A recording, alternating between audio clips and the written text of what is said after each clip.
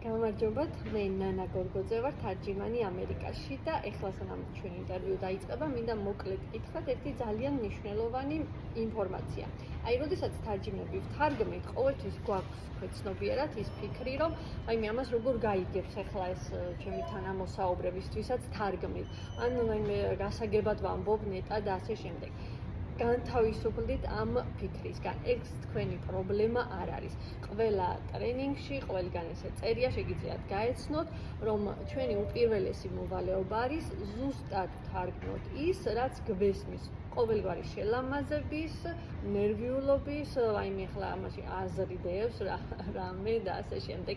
ანუ ეს ჩვენ არ გვევალება.